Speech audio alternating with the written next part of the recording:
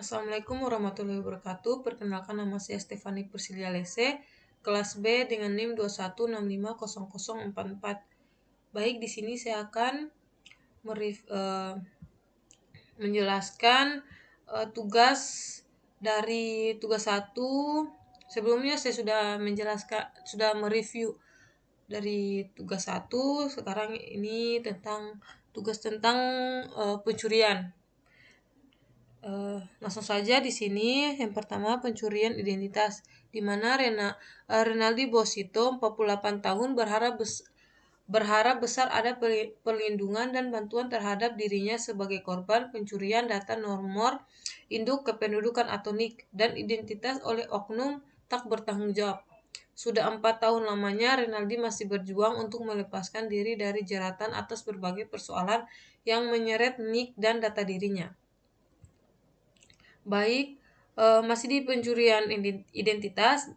Yang kedua itu tentang kasus pencurian identitas Arman, nilai gugatan korban kurang tepat, di mana pakar hukum ekonomi Universitas Indonesia atau UI Arman Nevi menilai rencana korban kasus pencurian identitas ini rekening BCA tidak tepat untuk menggugat pihak bank. Sebelumnya Muin selaku korban melalui kuasa hukumnya berencana melaporkan BCA secara pidana dan perdata, di mana Arman menyarankan korban fokus mengejar tindak kejahatan pelaku, dalam hal ini pencurian data nasabah bank, mengingat dalam fakta persidangan terungkap faktor kelalaian korban yang akhirnya dimanfaatkan pelaku. Masih di pencurian identitas. Yang ketiga, tentang tawaran pinjaman online berseliweran masuk ke handphone, mulai dari SMS hingga aplikasi pesan instan lainnya, untuk menarik minat calon korbannya. Kadang tawaran itu diiming-iming pesan bahwa tidak perlu survei. Lalu peminjam hanya diminta melengkapi data pribadi, biasanya dengan mengklik link yang diberikan. Selain itu juga diminta mengirim foto KTP. Langsung selanjutnya tentang phishing, di mana nasib terbaru pengusaha Malang yang kehilangan uang 1,4 miliar imbas klik undangan pernikahan di WhatsApp atau WA. Kisah Sylvia Yap menjadi perbincangan lantaran apes ketika mengklik sebuah link undang pernikahan di WA. Nah, lalu selanjutnya masih di kasus phishing, tentang pengamat melihat kasus kejahatan siber berupa phishing yang tengah dialami pengguna perusahaan pembiayaan digital PT Asel Finance Indonesia alias Kredivo merupakan salah satu contoh penyalahgunaan data pribadi. Lalu phishing selanjutnya yaitu akun resmi YouTube DPR RI sempat diretas dan menayangkan judi online secara langsung. Pakar cyber menilai kejadian tersebut karena kesadaran terhadap keamanan cyber terlalu rendah.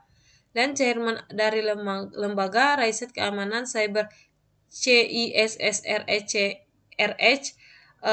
Pratama Persada mengatakan situasi judi online semakin darurat, di mana usia ratusan pemerintahan dan akademisi disusupi oleh situs judi online, dan kini giliran akun YouTube resmi DPRI yang menampilkan konten judi. Dan Pratama menuturkan video yang disisipkan oleh peretas adalah video yang sama yang ditampilkan di YouTube Baris Slot. Dan namun jika dilakukan investigasi lebih lanjut, akun Baris Slot sendiri sepertinya juga menjadi korban peretasan seperti halnya akun DPR RI berdasarkan video lama di akun tersebut. Dan di videonya itu tentang lagu-lagu karaoke dalam bahasa Vietnam.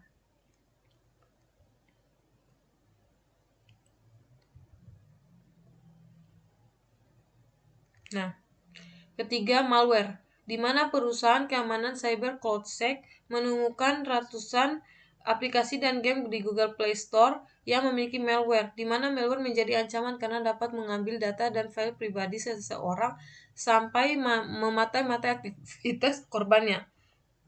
Nah, dari kasus ini dia tentang 193 aplikasi berbahaya ancam data Anda, hapus sekarang juga. Nah, masih di bagian kasus malware, yaitu 3 bank besar di Indonesia dibobol dengan modus penyebaran virus di internet. Dari penyidik Subdirektorat Cybercrime Badan Reserse Kriminal Bareskrim, Polri mengungkapkan pola pembobolan 3 bank besar di Indonesia yang terjadi belum lama ini, dan kejahatan yang dikategorikan pencurian uang nasabah tersebut dikerjakan melalui penyebaran virus. Nah, selanjutnya masih bagian malware, di mana malware baru muncul di Android dan sudah dikeruk 112 miliar. Ini kasus, dan polisi mengeluarkan peringatan tentang varian baru penipuan malware Android di Singapura yang bisa membobol rekening. Total uang yang dikeruk itu mencapai 7,3 juta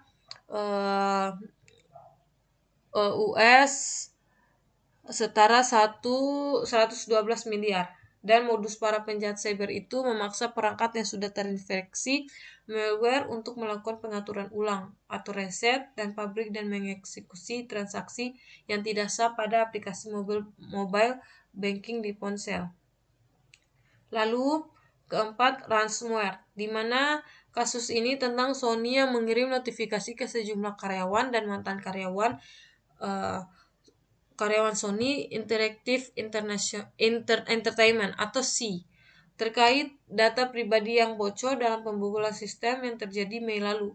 Dan surat notifikasi tersebut dikirim ke 6.800 orang dan pertama dilaporkan oleh Blackpink Komputer, dan mereka pun menerima konfirmasi dari Sony yang menyebut adanya pembobolan lain yang terjadi pada September lalu.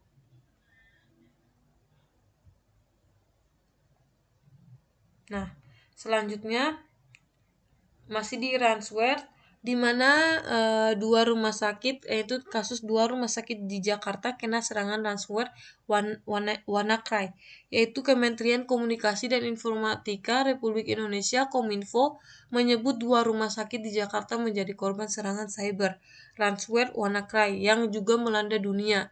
2 rumah sakit yang dimaksud adalah Rumah Sakit Harapan Kita dan Rumah Sakit Darmais. Nah, selanjutnya kasus serangan ransomware yang mengakibatkan kebocoran data Bank Indonesia dilaporkan lebih luas dari yang sebelumnya dikonfirmasi oleh Bank Indonesia.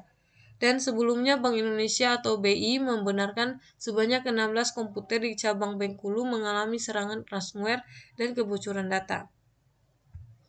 Selanjutnya yang kelima, serangan DDoS, di mana serangan ini dibanding kuartal pertama 2021 dan jumlahnya yaitu naik di 2024 itu dari Januari Maret 4,5 kali lipat dengan jumlah serangan yang cukup besar, mungkin merupakan hasil aktivitas aktivis.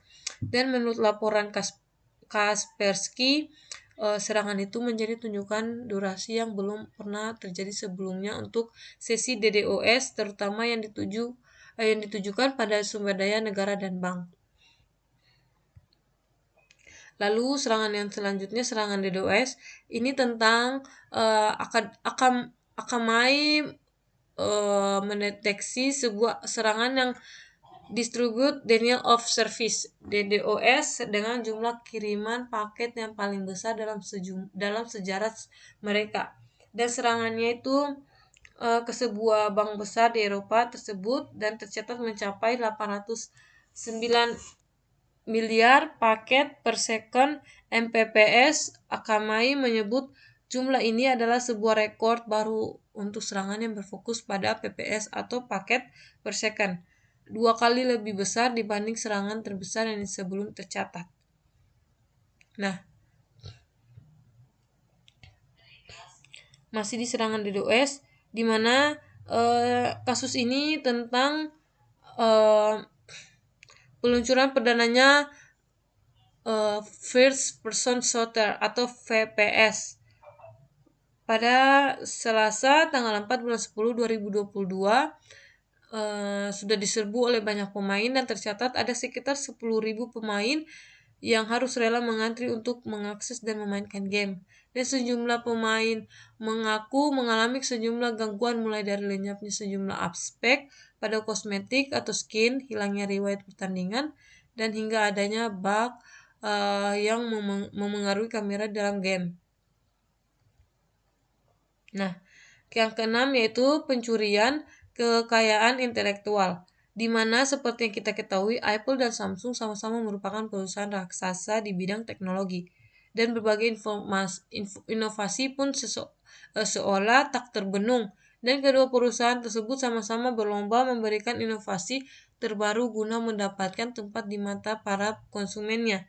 Dan Apple perusahaan teknologi yang berbasis California atau Amerika Serikat dan Samsung yang berbasis Seoul, Korea Selatan sering terlibat baku hantam soal hak paten, di mana keduanya saling menuntut masing-masing hak paten yang telah mereka ketimbangkan.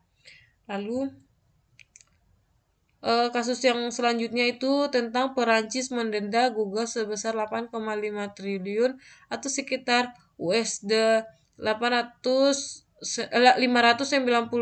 juta karena USD dolar karena gagal menjalankan persetujuan yang telah disepakati, dan pelanggaran tersebut terjadi karena Google memuat salah satu konten dari sebuah organisasi berita. Nah, selanjutnya masih di pencurian kekayaan intelektual, di mana seorang mantan eksekutif senior Samsung ditangkap karena diduga mencuri rahasia Samsung untuk membangun pabrik chip di Cina. Dan mantan eksekutif yang disebut namanya itu dikenakan pasal perlindungan industri teknologi karena diduga membangun tiruan pabrik semikonduktor Samsung setelah mencuri jumlah data rahasia termasuk basic engineering data atau BED, pabrik chip, serta gambar desain dan dana pabrik yang ia lakukan dari Agustus 2018 sampai 2019. Nah, yang ketujuh, kasus pemalsuan, di mana Bank Indonesia menegaskan bahwa kejahatan online khususnya di bidang keuangan menjadi perhatian utama pemerintah dan diungkapkan kepada Kepala Kantor Perwakilan Bank Indonesia Provinsi Jateng Rahmat Dwi Saputra di sela kegiatan The Jewel of Central Java kerjasama BI Jateng, Pemkot Semarang, Pemprov Jateng, Otoritas Jasa Keuangan Regional 3 Jateng, dan di lapangan Pancasila Simpang 5 Kota Semarang Sabtu tanggal 28 bulan 10 2023 malam. Nah, selanjutnya kasus Polda Metro bongkar sindikat mafia tanah 70M di Brawijaya, di mana 7 orang menipu korban hingga merugi ratusan miliar, dan 7 orang mafia tanah yang menipu setidaknya 10 orang di kawasan Jakarta. Nah, masih selanjutnya masih di pemalsuan, di mana kasus ini tentang dokumen kependudukan SIM palsu dan Doni diciduk polisi. Di mana Doni Atmajuwijaya ini seorang pria warga Kecamatan Panjang, Bandar Lampung ditangkap polisi dan berusia 43 tahun dan seorang pelaku dari pemalsuan dokumen kependudukan dan surat izin pengemudi SIM. Dan di mana Kasat Reskrim ini Polresta Bandar Lampung ini merupakan pengembangan dari penilangan anggota Satlantas Polres Bandar Lampung. Di mana Kasat Polresta Bandar Lampung ini Kompol Denis Arya Putra mengatakan tertangkapnya Doni Atmawijaya merupakan pengembangan dari penilangan anggota Satlantas Polresta Bandar Lampung. Nah, yang ke-8 peretasan, di mana kasus ini tentang peminjaman online, tentang penyalahgunaan data pribadi untuk peminjaman online atau kredit kian marak dalam beberapa tahun belakang ini. Kebutuhan akan aturan yang secara komprehensif melindungi data pribadi disebut sudah mendesak. dan Arif kaget ketika mendapati ada uang 800.000 di rekeningnya, dan disusul email dari satu perusahaan pinjaman online atau pinjol untuk mengembalikan uang tersebut dengan bunganya dalam waktu 7 hari. Pasalnya dia tidak pernah mengajukan pinjaman ke perusahaan tersebut. Nah, masih di peretasan, di mana kasus yang selanjutnya ini email Departemen Keuangan AS di retas pemerintahan Rusia diduga terlibat. Menurut laporan Daily Mail Senin tanggal 14 bulan 12 2020, peretasan tersebut melibatkan perangkat lunak kantor administrasi telekomunikasi dan informasi nasional Microsoft Office. 365 email staf di agensi tersebut dipantau oleh peretas selama berbulan-bulan menurut laporan salah satu sumber. Nah, masih di peretasan, selanjutnya kasus Bareskrim ditetapkan tentang Bareskrim ditetapkan dua tersangka peretasan kartu kredit WN Jepang, di mana Direktur Tindak Pidana Cyber Dirtipis Cyber Bareskrim Polri Brigjen Adi Vivit Agustiadi Bastiar menyebutkan dua tersangka berinisial SB dan DK. Keduanya adalah warga negara Indonesia atau WNI. Nah, yang kesembilan pornografi anak, di mana kasus ini tentang mantan penerjemah Jujutsu Kaisen divonis 10 tahun atas pornografi anak. Kejadian ini tentang di penjara atas kepemilikan pornografi dan divonis 8 dakwaan kepadanya dan masa hukuman 8 dakwaan berjalan bersamaan dan hal itu diputuskan Fairfax County Circuit Court of Virginia jelang akhir April 2023. Namun pengadilan juga memberikan penangguhan sebagian dan masa percobaan sehingga Koza akan mendekam di penjara sekitar 3 tahun. Nah, masih di kasus pornografi anak, di mana R. Kelly didakwa bersalah dalam 3 kasus pornografi anak oleh Pengadilan Tinggi Chicago pada Rabu tanggal 14 bulan 9 waktu Amerika Serikat. Ia terbukti melakukan kekerasan seksual dan merekam interaksinya dan anak-anak di bawah umur, dan termasuk dengan anak baptisnya yang saat itu berumur 14 tahun. Berdasarkan laporan CNN, musisi 55 tahun itu juga didakwa bersalah dalam 3 dari 5 kasus memanipulasi perempuan di bawah umur untuk melakukan hubungan seksual ilegal.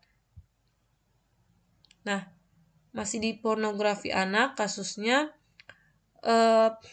dua wanita cantik ini diciduk polisi gara-gara bugil saat live di medsos, di mana Polres Metro Jakarta Barat menangkap 3 orang pelaku dalam kasus konten pornografi atau asusila dengan tampilan bugil secara live di media sosial Selasa 14 Maret 2023. Dua pelaku diketahui adalah wanita dan satu orang pria. Kasat Reserse Kriminal Polres Metro Jakarta Barat Kompol Andri Kurniawan mengatakan para pelaku berhasil ditangkap Subnit Cybercrime Satuan Reserse Kriminal Polres Metro Jakarta Barat. Nah, yang ke-10 terakhir yaitu tentang cyberbullying, di mana kasus ini seseorang bocah kelas 5 sekolah dasar SD di Tasikmalaya, Jawa Barat meninggal karena alami depresi usai jadi korban perundungan rekan-rekannya, dan korban dipaksa menyetubuhi kucing lalu direkam pakai ponsel dan videonya disebarkan di media sosial. Nah, selanjutnya masih di cyberbullying, di mana kasus ini tentang Asosiasi Jasa Penyelenggara Internasional Internet Indonesia (APJII) melaporkan per 2021-2022 kelompok usia 13-18 tahun memiliki tingkat penetrasi internet tertinggi Indonesia, yakni sebesar 98,64%, di mana pengguna internet untuk anak-anak usia sekolah juga membuka peluang terjadinya perundungan di dunia maya atau cyberbullying yang saat ini semakin marak. Nah, terakhir cyberbullying, masih di cyberbullying, terakhir yaitu tentang kasus hinaan Kenin Imas jadi bumerang, Eko Kutanding mundur teratur, di mana gaduh di dunia maya membuat pegiat media sosial Eko Kutadi memutuskan mundur sebagai ketua umum Ganjaris. Kegaduhan di media sosial itu menggema setelah dirinya menyampaikan cuitan yang dianggap menghina Ustazah Ponpes Lirboyo Imas Fatimutus Zara atau Ning Imas.